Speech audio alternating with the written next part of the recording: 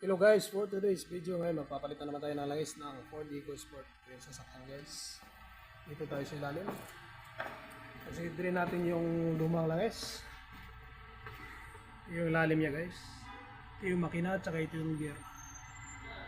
Ngayon ito yung drain plug, di-drain na natin yung lumang langis.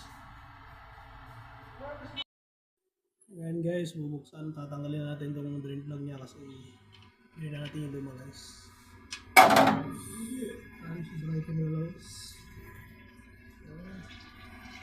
Tapos yung wheel filter naman.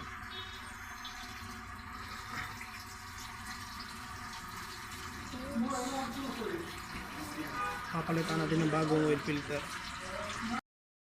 Tapos natin mag-ilalim guys, i-check natin itong mga air filter, saka brake fluid, battery niya, saka water wiper. Lagyan natin ng tubig yung wipers. Tapos yung radiator reservoir, check natin din. Tapos buksan natin itong yung cap niya. Thank you for watching.